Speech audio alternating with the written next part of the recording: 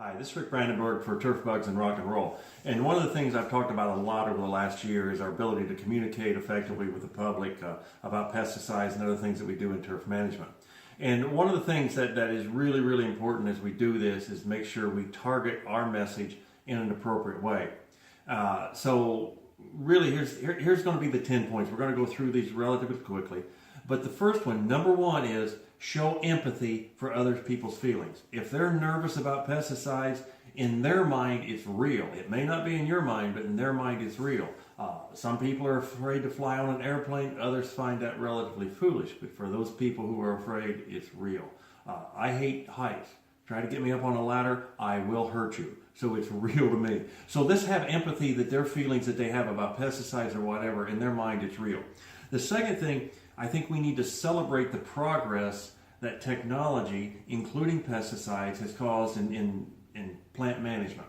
When we think about 100 or more years ago, 70% of the population in the United States was required to work in agriculture so that we could all eat. Now it's down to around 2%. Part of that is pesticides and the impact they've had to make life better. That's why people can play golf, spend time in their yard, garden, take their kids to soccer and play events like that, because the progress that pesticides as a part of technology have done.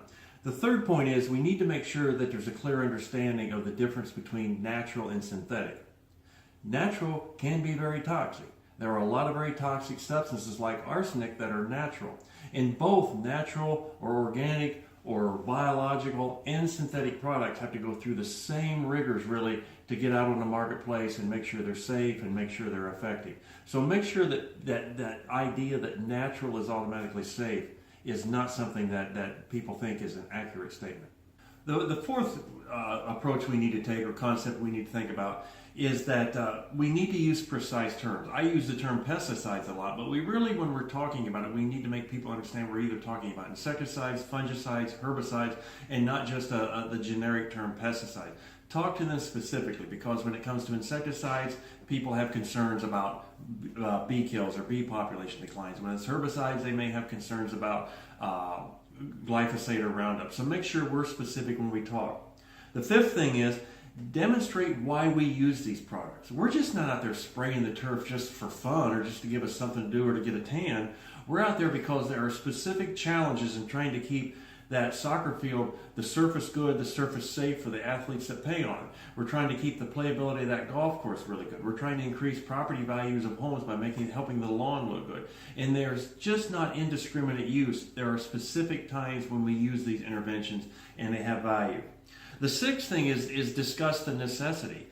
While we can do organic turf management, while we can do reduced input turf management, for certain levels of appearance, for functionality, there are specific problems that if we don't do something about it, we're really going to be challenged and oftentimes spends more money and time trying to correct these issues. So there's a real necessity in certain instances to use these pesticides, and that's really the only time we use them. And point number 7 that I think we need to promote when we talk to people is we need to highlight the progress of chemistries today. And when we look at the amount of active ingredient that goes out, if we look at the toxicity, if we look at the likelihood of it ending up in groundwater, and on and on and on down the list, over the last 20, 30 years, the companies that manufacture these products have made incredible progress in reducing environmental, human health, animal, any sort of concerns, because they're producing products primarily due to a lot of the pressures of where our industry has gone that have lower toxicity and lower concerns and lower use rates, and they're really easy to use.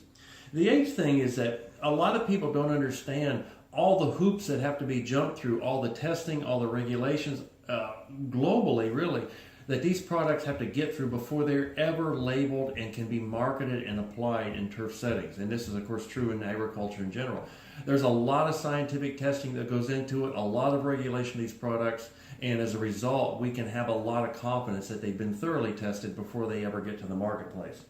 The ninth one, we can talk about how, this thing's so safe and it can never hurt you and this and that, but the public has a hard time grasping sometimes in comparisons of how toxic one thing is versus another. And I know one of the things to me that's interesting is that last year people, particularly in California, got so upset when they found out that there was 1 part per billion of glyphosate found in some bottles of wine. And 1 part per billion is a very small amount. And glyphosate has been proven to be a relatively safe product. So they were upset over 1 part per billion, and they completely ignore the fact that there are 130 million parts per billion of a known carcinogen called alcohol in a bottle of wine. So when we look at, for example, if we want to use the herbicide glyphosate and we look at its toxicity, the reality is it's less than baking soda and salt. And so, we need to help people understand where a lot of these products rank in toxicity, because in many cases they just assume they're deadly toxins. And finally, number 10, and this is as important as any of them, be able to provide the public, whether it be soccer parents, whether it be golf course members or golfers, whether it be homeowners, whoever, activists, whatever, be able to provide them reliable, accurate, unbiased sources of information. Hopefully your local land-grant university can provide that. I spend a lot of time every week trying to give you information that is accurate and give you links to various sites that you can use this information to make sure you can back up what you've said, and always make sure you're not a part of the problem with fake news or pseudoscience, that you're using accurate information. Hope that helps. We're going to continue going down this road. We're going to continue to try to give you good information so you can answer these questions when you're asked by the public and give them accurate information that ultimately make them feel better about what we do in managing turf. Talk to you again soon.